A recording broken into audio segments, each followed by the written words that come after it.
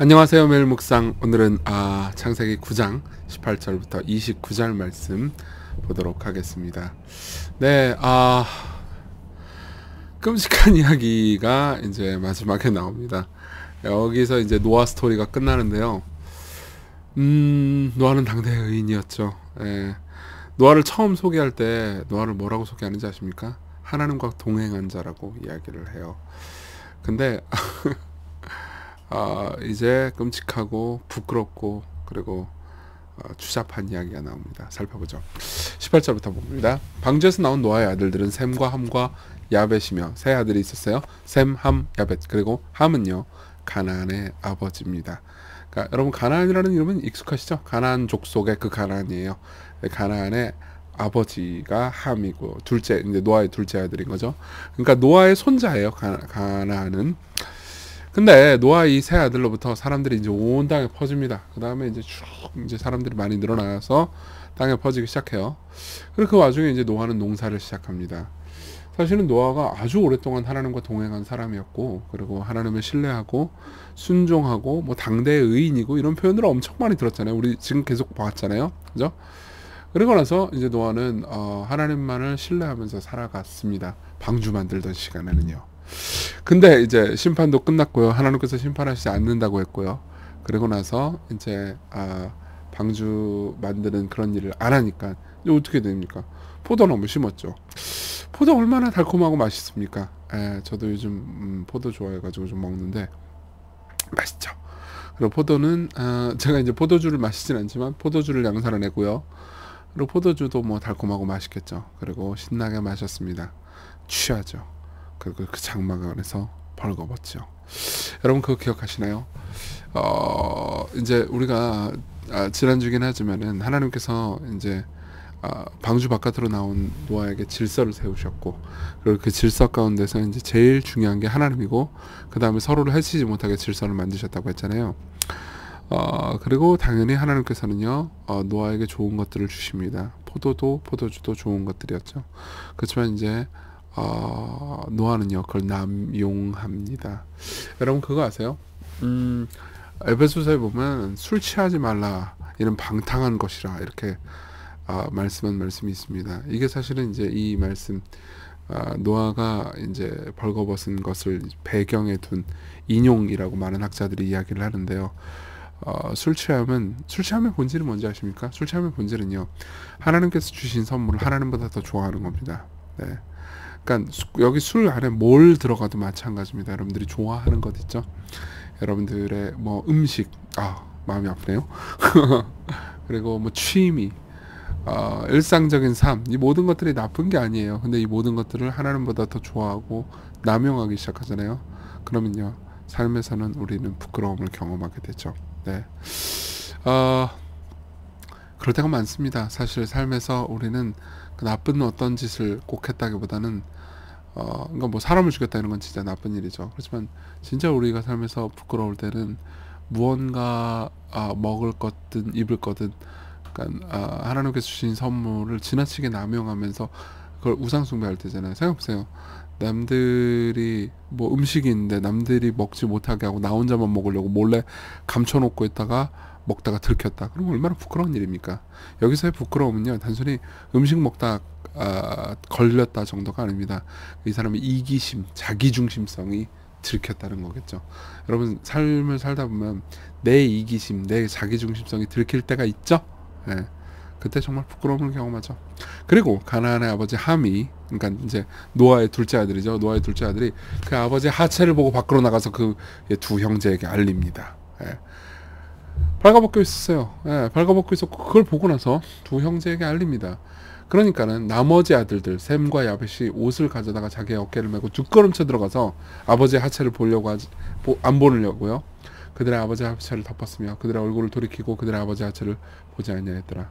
그러니까 노아가 술이 깨어서 그 작은 아들이, 그러니까 함이요 자기에게 행한 일을 알고 이에 이르되 가나안은, 그러니까 함의 아들이죠, 가나안은 저주를 받아 그의 형제의 종들이 종이 되기를 원하노라, 이렇게 저주를 합니다. 잠깐만요, 여기서 좀 여러분들이 헷갈리는 부분이 있을 거예요. 아니 도대체 함이 무슨 잘못을 한 거야? 아빠의 하체를 본 게 잘못인가? 여기 보면요 그 아버지의 하체를 보고 밖으로 나가서 형제에게 알렸다고 그랬잖아요. 이게 무슨 의미일까요? 히브리어를 연구하고 전문적으로 공부한 학자들은 이 부분에 있어서 이제 노아의 부끄러움, 노아의 창피함을 보면서 즐긴 것이 함의 잘못의 본질이라고 말합니다.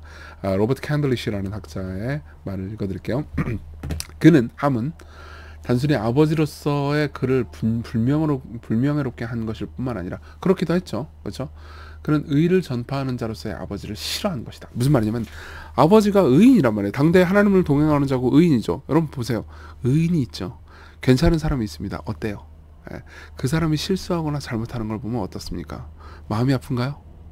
물론 그런 분도 계시겠죠. 그렇지만 마음이 아픈 것도 있지만 신난다 이런 생각이 들 수도 있습니다. 착하게 살아가는 사람이 잘못했다. 그러면 혹시 나만 죄인이 아니잖아 라고 안심이 될 때가 있지 않습니까? 그래서 함은요, 그러므로 아버지, 즉 가장의 타락한 모습을 보았을 때 그는 만족했고 억누를 수 없는 기쁨에 젖었다. 보세요. 함을 너 여호와 경외하고 하나님 뜻대로 살아라 이런 식으로 노아가 많이 가르쳤을 거 아닙니까? 그렇죠? 어쨌든 방주에도 타고 그랬는데, 그런데 이제 이렇게 잔소리하던 아빠가 부끄럽게 술 취해가지고 빨개 벗고 있어요. 그러니까 신났어요. 그는 경건한 사람이 그의 이웃들보다도 더 낫지 않다는 것을 발견했다. 그리고 이제 그는 참을 수가 없다. 그는 달려나가 아주 열렬히, 그리고 참지 못해서 나머지 두 아들한테 소식을 전하죠. 노아가 아빠가 저렇게 빨가벗었다 이렇게 얘기하는 거죠. 사실 우리도 그럴 때가 있습니다. 여러분 그럴 때가 있지 않습니까? 삶에서요, 누군가 어떤 사람이 그리고 착하고 괜찮은 사람이 잘못했다라는 건 소식을 들었습니다. 그럼 어떻게 되죠? 여러분들은 기쁘게 복음을 전합니다. 나한테만 복음이 그 복음을요. 저놈도 나쁜 짓을 했대 이렇게 말하는 거죠. 뭐 좀 비근하게 얘기를 해드릴까요? 여러분 어떻습니까? 제가 무슨 잘못을 저질렀다는 걸 여러분들이 알게 됐다고 하면요, 여러분들은 슬플까요? 아니면 기쁠까요? 물론 슬픈 분들도 계실 겁니다. 그렇지만요, 저 인간 설교단에서 저거 우리 보고 착하게 살라고 그렇게 얘기하더니 저놈도 나쁜 놈이었어, 그러면서 기뻐하는 사람도 있지 않을까요? 이 부분을 한번 깊이 생각해 보셨으면 좋겠습니다. 근데 어쨌든 간에 노아는요, 화가 났습니다. 나중에 이제 알게 됐어요. 그리고 셈과 야벳은 그 모든 부끄러움을 덮었죠. 그렇죠? 근데 노아는 이제 화가 나서 가나안을 저주합니다. 가나안은 이제 함의 아들이죠. 여러분들 입장에서는 왜 가나안을 저주해? 이렇게 생각할 수 있지만은, 이제 이후에 보면은 가나안이 실제로 저주받은 삶을 사는 것처럼 보이지만, 꼭 가나안 중에서도 뭐 경건한 사람들은 저주를 안 받고 그랬어요. 그러니까 이게 무슨 노아의 저주가 무슨 효력이 있고 하나님께서 노아의 저주처럼 이 가나안을 저주하려고 했다 이런 식으로 생각하면 안 돼요. 그러니까 노아도 그냥 열받아가지고 아무 말이나 짓거렸다 이런 식으로 이해를 하시면 가장 정확합니다. 그러면서 셈의 하나님 여호와를 찬송하리로다. 가나안은 셈의 종이 되고 하나님이 야벳을 창대하게 하사 셈의 장막에 거하게 하시고 가나안은 그의 종이 되게 하시기를 원하노라 하였노라. 그래서 막 이제 함을 저주하고요. 그러고 나서 홍수에 노아가 350년을 살았고 그의 나이가 950세가 돼서 죽었습니다. 보세요. 노아도 하나님과 동행하는 사람이었죠. 그렇죠? 그러니까 사람들은 이제 여기까지 읽은 사람들이 이런 생각을 할 수 있을 겁니다. 처음에 노아가 하나님과 동행한다는 이야기를 들었을 때, 노아도 죽음을 보지 않고 에녹처럼 하늘로 올라가려나? 라는 생각을 할 수 있잖아요. 그렇지만 어떻게 됐습니까? 노아도 죽어요. 여러분, 우리 적용을 좀 해봅시다. 첫째입니다. 작은 죄가 낳는 끔찍한 결과입니다. 죄가 얼마나 무서운지 한번 깊이 묵상해 봅시다. 여러분, 방주 안에 뭐가 있었을까요? 많은 사람들이 이런 생각합니다. 방주 안에 노아가 있었죠. 방주 안에 뭐가 있었을까요? 노아의 가족들이요. 방주 안에 뭐가 있었을까요? 동물들이요. 방주 안에 뭐가 있었을까요? 뭐 여러 가지가 있었죠. 방주 안에요. 또 뭐가 있었냐면요, 죄가 있었습니다. 노아와 그 가족들 안에 있는 하찮아 보이지만 작은 죄가 있었어요. 그리고 그 죄는요, 하나님께서 노아에게 주신 기쁨의 포도를, 노아를 은혜를 베푸시기 위해서 주신 그 기쁨의 포도 있잖아요. 그 포도를 남용하게 했습니다. 노아는요, 포도주를 미친 듯이 진탕 마셨습니다. 그때 실제로 노아에게 있었던 마음은요, 하나님보다 하나님이 주신 선물을 더 사랑하는 마음이었죠. 즉 우상 숭배였습니다. 그리고 그로 인해서요, 그 죄는 다른 사람의 부끄러움을 기뻐하는 정죄를 낳았죠. 함이 그랬어요. 함은 노아가 삐끗하는 걸 보면서 행복했습니다. 그리고 함과 노아의 관계는 박살났죠. 노아는 함을 저주합니다. 그리고 함의 아들인 가나안을 저주합니다. 그리고 그 죄는요 결국 죽음을 낳았죠. 여러분 삶을 살면서요, 여러분들도 하나님보다 하나님 아닌 다른 것들을 너무 집착하다가 뭐 여러분들의 뭐 가지고 있는 소유, 여러분들의 명예, 여러분들의 취미, 여러분들의 직업, 여러분들의 가족, 심지어 그 모든 것들을 너무 집착하다가 삶이 무너진 적이 있지 않습니까? 혹은 무너진 것까지는 아니더라도 여러분들 부끄러움을 겪은 적이 있지 않습니까? 여러분들이 하나님보다 다른 무언가를 사랑한다면요 결국 여러분들은 부끄러워지게 될 겁니다. 예. 그리고 그걸 기뻐하는 다른 사람들을 보게 될 겁니다. 그리고 여러분들은요 고독하게 될 수 있죠. 그렇죠? 그렇지만 보십시오 여러분, 예수 그리스도를 생각해 봅시다. 셈과 함과 야벳이요 23절에 보면요, 옷을 가져다가 자기의 어깨에 메고 뒷걸음쳐 들어가서 그들의 아버지의 하체를 덮었으며 그들의 얼굴을 돌이키고 그들의 아버지의 하체를 보지 아니하였더라. 자, 셈과 야벳은 어떻죠? 덮어줬죠. 아버지의 수치를 덮어줬죠. 보세요. 이걸 생각해 보십시오. 노아는요 자신의 죄로 인해서 부끄러움을 자초했죠. 노아가 부끄럽게 된 건 지 죄 때문이었습니다. 그렇지만 그럼에도 불구하고 수치를 가려줄 가족이 있었죠. 그렇지만요 예수님은요 죄를 범하지 않으셨는데도 불구하고 하체를 드러내셨습니다. 십자가에서요 그분은 빨가벗김 당하셨어요. 노아는 죄 때문에 빨가벗겨졌는데요, 그렇죠? 예수님은요 죄를 지은 적이 없는데도 불구하고 로마 군병들에 의해서 빨가벗김 당했습니다. 그리고요 그 누구도 그분의 부끄러움을 가려주지 않았죠. 심지어 그분의 영원한 가족인 성부 하나님도 그분의 부끄러움을 가려주지 않았습니다. 왜요? 우리의 부끄러움을 가려주시기 위해서 그분이 수치를 당하셨습니다. 우리를 위해서요. 이걸 생각합시다. 그리고 우리 같이 기도합시다. 우리 피조물을 하나님보다 더 사랑하기 때문에 우리는 자주 부끄러움을 당합니다.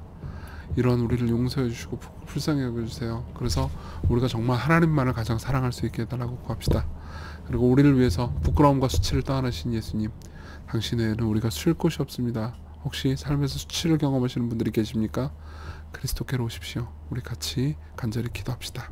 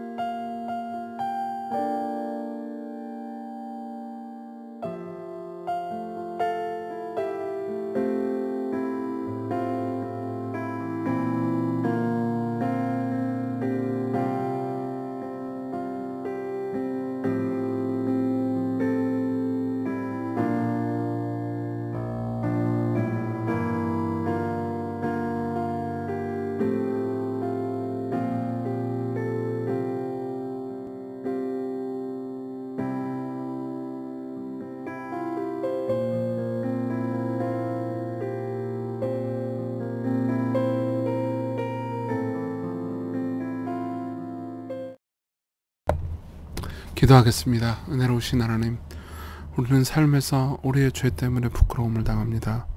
그리고 우리의 죄 때문에 우리는 정죄를 받고 관계가 깨집니다.